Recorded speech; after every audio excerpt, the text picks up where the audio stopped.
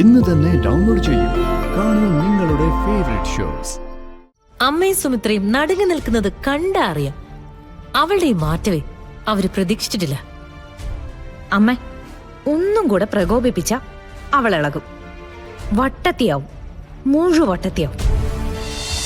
നീ ഇങ്ങോട്ട് വാ മോളെ. ഭ്രാന്ത് കൂടി അവൾ എന്താ ചെയ്യും നമുക്ക് പറയാൻ പറ്റൂല. വാ വാ വാ.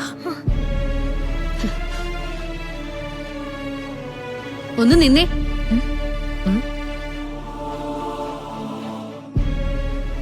എന്താ നിങ്ങൾ പറഞ്ഞേ? എനിക്ക് ഭ്രാന്താണെന്നോ? ഷോ, ഇതെന്തൊരു കഷ്ടാ. ഞങ്ങളുടെ പിന്നാലെ നടന്ന് ഞങ്ങളെ ദ്രോഹിക്കുക, എന്നിട്ട് ബാക്കിയുള്ളവരുടെ മുന്നിൽ വെച്ച് നിർമ്മലയുടെ മോളും വലിയ കുഴപ്പക്കാരാന്ന് പറയാ. അസൂയല്ലേ നിങ്ങക്ക്?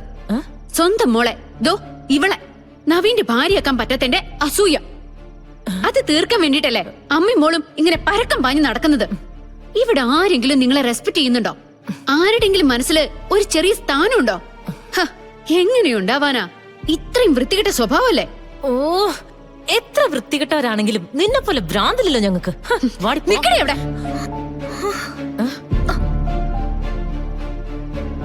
നിക്കാനല്ലേ പറഞ്ഞേ?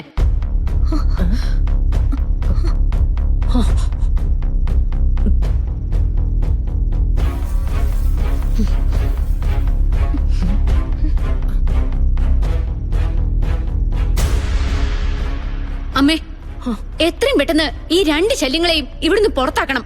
ഇവര് രണ്ടുപേരും ശരിയല്ല.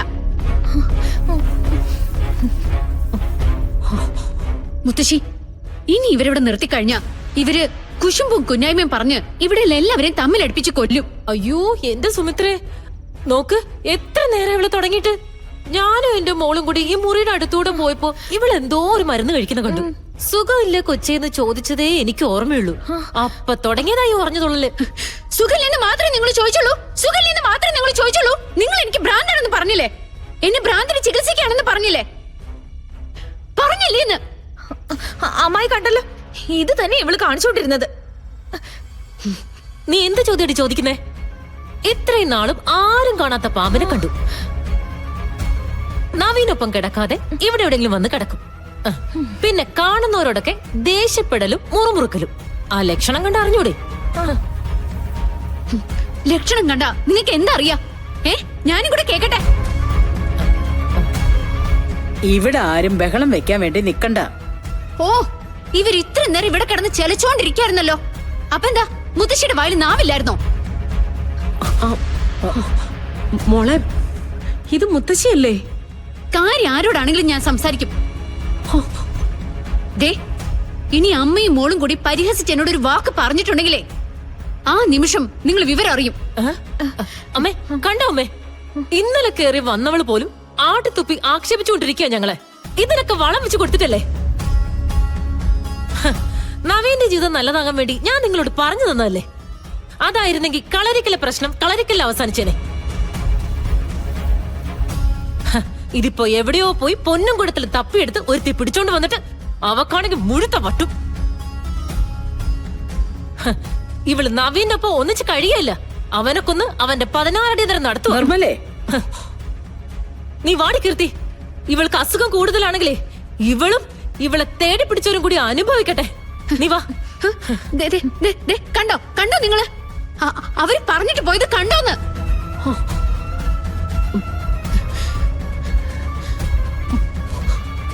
മോളെ, ഒന്നും പറയണ്ട എന്നോട്.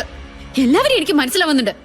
ഞാൻ നന്നാവാൻ പാടില്ല എന്ന് നിങ്ങൾക്ക് എല്ലാവർക്കും നിർബന്ധമാണല്ലോ. കാണിച്ചു തരാം ഞാൻ. മോളെ, അമ്മേ, ഇതൊക്കെ കണ്ടിട്ടും കേട്ടിട്ടും അമ്മയ്ക്ക് എന്താ തോന്നുന്നേ? സത്യമുള്ളതേ നിലനിൽക്കൂ സുമിത്രേ. അല്ലാത്തത് സ്വയം പുറത്തു പോകാനുള്ള വഴി നോക്കും.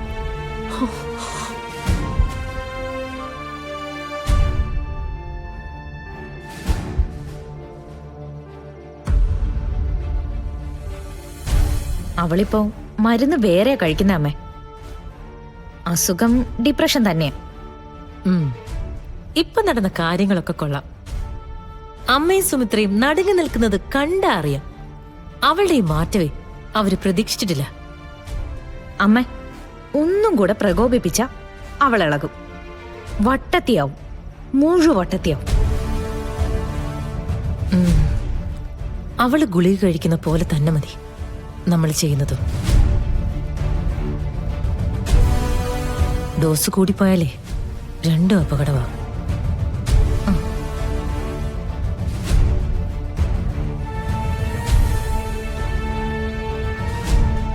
സാറേ എന്താടോ?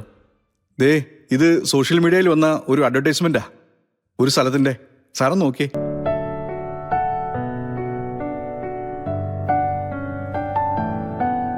പ്രകൃതി സുന്ദരമായ ചങ്ങാതിക്കടവ്, 25 ഏക്കർ വസ്തു വിൽപ്പനയ്ക്ക്, ആവശ്യക്കാർ നേരിട്ട് വിളിക്കുക. ഇതെവിടെയോടെ ഈ ചങ്ങാതിക്കടവ്? കുറച്ചു ദൂരെയാ, നല്ല ട്രാവലുണ്ട്.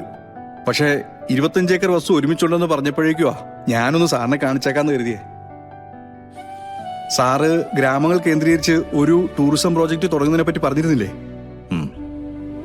ഒരു ഫാം ടൂറിസത്തിന്റെ ഐഡിയല്ല ഞാനത് പറഞ്ഞത്. അതിന് ഏറ്റവും ബെറ്റർ സ്ഥലം റിമോട്ട് വില്ലേജസ് തന്നെയാണ്. താൻ എന്തായാലും ഇതിന്റെ ഡീറ്റെയിൽസ് ഒന്ന് എടുക്കുക. ശരി സാർ. പിന്നെ തൽക്കാലം നമ്മുടെ ഐഡന്റിറ്റി വെളിപ്പെടുത്തണ്ട. ജസ്റ്റ് ലൈക്ക് എ ബ്രോക്കർ അങ്ങനെ സംസാരിച്ചാൽ മതി. അത്രേ ഉള്ളൂ സാർ. ഈ ഫാം ഹൗസൊക്കെ ഇത്തരം റിമോട്ട് വില്ലേജസിൽ തീർത്തും പുതിയ കാര്യമായിരിക്കും. അപ്പോൾ നമ്മൾ പ്രത്യേകിച്ച് അന്വേഷിക്കണം അവിടുത്തെ ഒരു സാമൂഹിക അന്തരീക്ഷം. ഉദാഹരണമായിട്ട് ഇപ്പം പല വില്ലേജുകളിലും കാലങ്ങളായിട്ടുള്ള കുടിപ്പക, ദേശം തിരിഞ്ഞുള്ള വൈരാഗ്യം, ഇത്തരം കാര്യങ്ങളൊക്കെ ഉണ്ടെങ്കിൽ നമ്മുടെ ഐഡിയാസ് അവിടെ വർക്കാവില്ല. കാരണം ഫാം ഹൗസ് നമ്മൾ സ്റ്റാർട്ട് ചെയ്ത് കഴിഞ്ഞാൽ മെയിൻലി നമ്മൾ ഫോക്കസ് ചെയ്യേണ്ടത് ഫോറിനേഴ്സിനെ. സ്ഥലത്തിൻ്റെ മനോഹാരിത മാത്രം പോരാ അവർക്ക്, സ്വസ്ഥമായിട്ടുള്ള അന്തരീക്ഷം അവിടെ ഉണ്ടായിരിക്കണം. അതുകൊണ്ട് ഡീറ്റെയിൽസ് എന്ന് പറഞ്ഞാൽ ഫുൾ പിക്ചർ വേണം. ജനസംഖ്യ എത്ര, ആ ഗ്രാമത്തിൽ അതിപ്രശസ്തമായ ഉത്സവങ്ങളോ പള്ളിപ്പെരുന്നാളോ അങ്ങനെ എന്തെങ്കിലും ഉണ്ടോ, സമീപ ഭാവിയിൽ ഗവൺമെന്റ് പ്രൊജക്റ്റുകൾ എന്തെങ്കിലുമൊക്കെ സ്റ്റാർട്ട് ചെയ്യാൻ സാധ്യതയുണ്ടോ, അങ്ങനെയല്ല. ഇതിപ്പോ രാഷ്ട്രീയക്കാർ സംസാരിക്കുന്ന പോലെ ആയല്ലോ സാറേ. അവരും നമ്മളും ചെയ്യുന്നത് ബിസിനസ് അല്ലേ. രണ്ടു കൂട്ടരും നോക്കുന്നത് ലാഭം തന്നെയാണ്. തുടക്കം എന്ന നിലയ്ക്ക് താനൊരു അന്വേഷണം നടത്തുക. കൊള്ളാമെങ്കിൽ മാത്രം നമുക്ക് പ്രൊസീഡ് ചെയ്യാം. Okay sir. അപ്പോ ആദ്യം ചങ്ങാതിക്കടവ് കൃത്യമായി അറിയുന്ന ഒരാളെ കണ്ടുപിടിക്കണം. ഞാൻ പള്ളി വഴി ഒന്ന് നോക്കാം.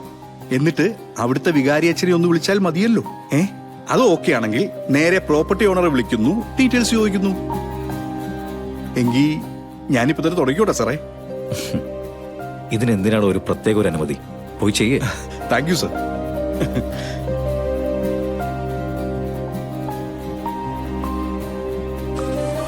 ചങ്ങാതിക്കടവ്